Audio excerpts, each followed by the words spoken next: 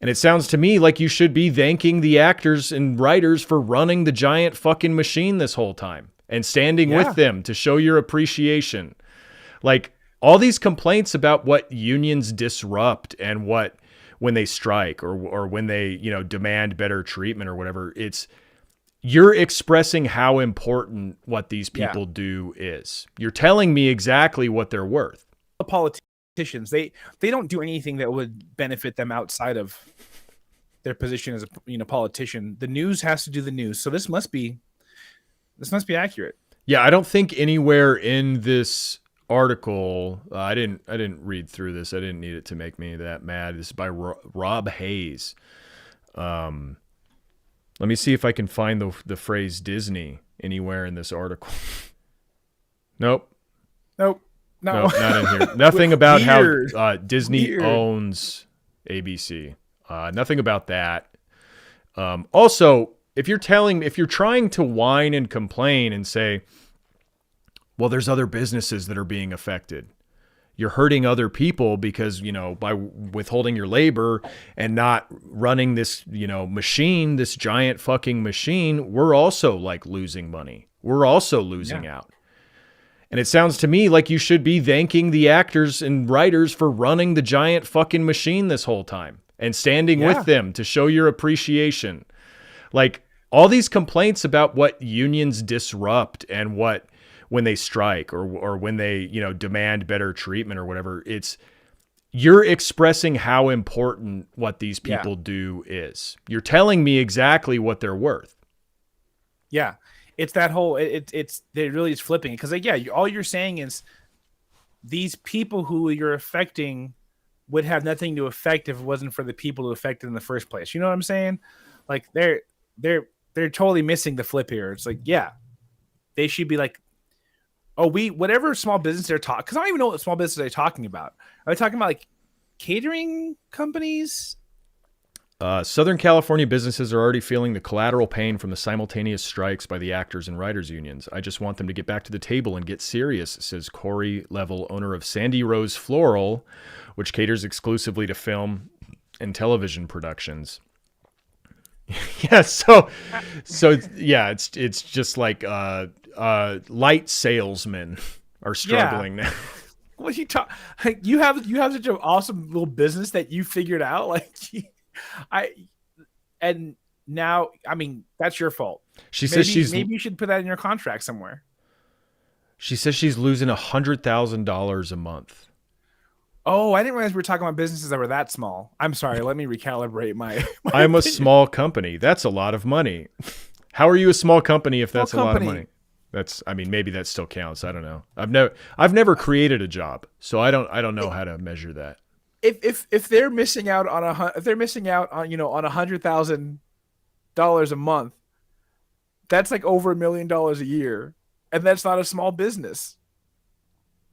I don't care. I don't care what it is. It's not a small business anymore. This is what I was expecting. Coffee shops, restaurants, little food shops, all of them, they're affected. I know that for a fact. Yeah, because these people that are striking are your customers. These people that are striking are the ones who give you patronage. Yeah. They're on, theoretically, your interests should align with theirs, unless you're like worried about your own employees getting inspired to join a union by their actions or something like that. And somebody else made a really good point. I think it might have been friend of the show, Kendall, replied and said, we work at like half of those small businesses. Yep. Those are our bosses. Those are our bosses trying, nobody got called out specifically, but, I'm sure some of her employees were, affiliated with the industry in their part-time. And they just can't think, further than a foot in front of their face. Cause it's like, I don't know about you, but when I have a couple extra dollars, I'm more inclined to like grab a cookie with my coffee.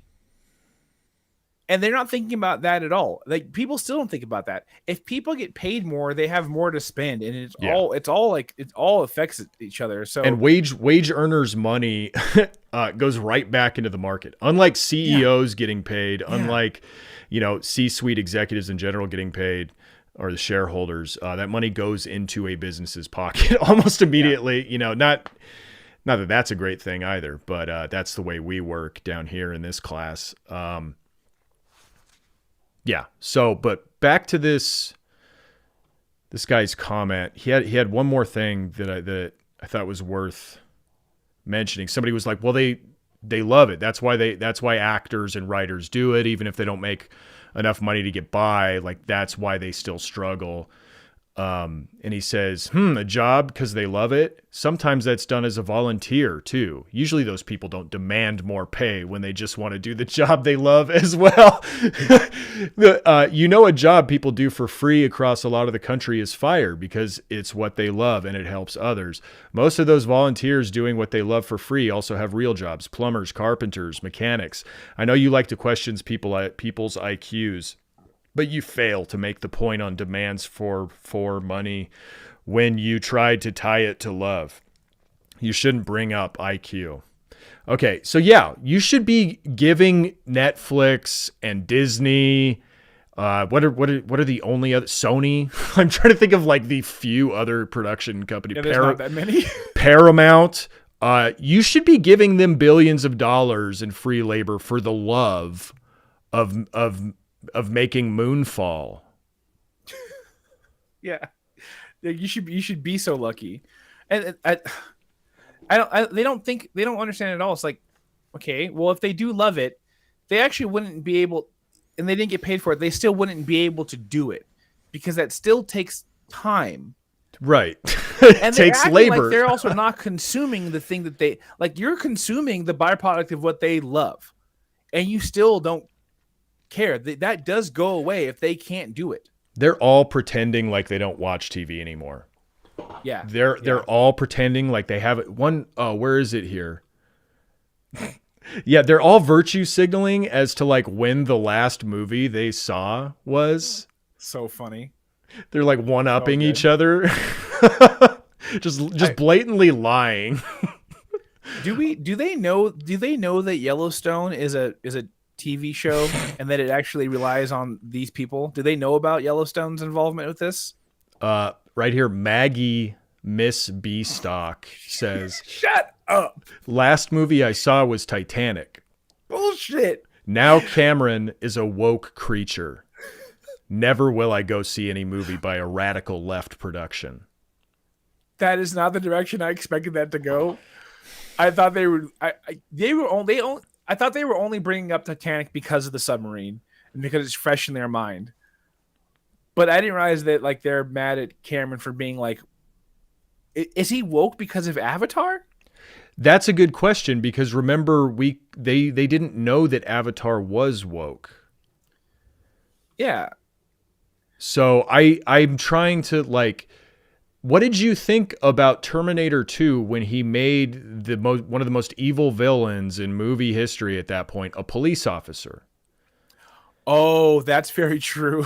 How did you? That was pre-Titanic. Yeah. What did he do after Titanic? What was James Cameron's movie after Titanic? Remember that? Remember back then when when that came out, cops were not cool. People fled to the theaters to see Police Academy 1 through 6. Maybe in your big city, police weren't cool, but around here, where I'm from, that laughing at a police officer while he makes funny noises with his mouth, not in a small town. Try that in a small town. Try laughing at the Police Academy movies in a small town. There's also other reasons why that particular officer wouldn't be seen in that small town. Yeah, he just like made Titanic documentaries after Titanic. 97. So yeah, give me a list. Don't give me fucking thumbnails. Why would I want to view his filmography in grid form? I like calling him a creature. Yeah, I mean, was that what Avatar was about? Woke creature? I guess they were woke creatures. That's true. Okay. Yeah, he did like, okay, Avatar. Avatar is like he just produced or is credited as something other than writer, director. of other things until Avatar. Wow. So that was when, yeah, it was the first Avatar was too woke for Maggie Miss Beastock. That makes sense. That makes sense. Either that or like he plunged the depths too deep. He showed like the hubris of the left when he was exploring the Titanic, creating new types of submersibles. Like that's none of our business. Like God is down there, but we don't need to be. Because I don't think he's like vocal about like social issues or anything like that, right? I don't think he's He- vocal about anything besides movies. No, he's he's like an activist of kinds, I believe. Okay. He's like he's pretty vocal about his politics. I think like he's the one who brought up how he made the villain in Terminator 2 a cop. Oh, Like, tight. I didn't know that. He's That rules. explained his reasoning behind that. That Just rules. like an unstoppable, unthinking, unloving killing machine. What better representation than a police officer? I did not know that. That is awesome. But yeah, again, that still doesn't explain why you saw Titanic. Titanic was woke as fuck too. It had mixed class Yeah. fornication. The whole thing was it kind of a class consciousness thing, right? Like in the sense that the poor people got washed out first and all that. Yep. So many things about this strike. I mean, did you see how I think it was Universal chopped down all the tree or like quote trimmed all the trees that were lining the sidewalk where the actors were striking, but like may have killed the trees in how severely they trimmed them because they cut like every branch down to a nub. Wow. Yeah, during the summer in Southern California, where how hot has it been down there, Tony? So fucking hot. It's been like 100 degrees plus or minus 2 for the past week, and it will be for the next 3 weeks. Yeah, great thing to do in an area of the world that's already a giant parking lot. Cut down some of the few remaining trees. It sucks out first. I was like, that should be a crime. They should get like fined for that, but they wouldn't care. They would still just do it because it's still like fuck you. Like we're gonna. That sucks. Well, there is tree law. There is tree law, so people are looking into it, and they can get fined a lot of money. They probably won't, but they can get fined a lot of money. How much money would it have to be to make a difference for them? Like tens of millions of dollars they could get fined. I think that's like what people got fined up here in Washington for just arbitrarily cutting down a bunch of trees that I hope so were actually legally protected. That's really upsetting because that's something I think about all the time. Is like something that's really wrong with our cities is the lack of greenery and the huge amounts of wow. So those are what the trees looked like before. Yep. Yeah, that's fucked. This isn't even like the worst photo of them. Yeah, that's look at that. So fucked. Look at that. That sucks so bad. Yeah. So just no shade for the striking. Like they definitely did this intentionally, and it looks like Kenneth Mejia is investigating them for this. He's a LA city controller. Cool. A left-leaning guy. Supported. What sucks too is like the CEOs didn't go trim those trees. Some business said, "Yeah, I'll do it." Yeah. Probably something that would be categorized as a small business. We need to get some sort of like rein on that. On like what defines a small business. Oh, I don't know. I don't care. They're all bad. They're all bad to me. Yeah. I'm being sardonic, folks. Hyperbole for effect. All right.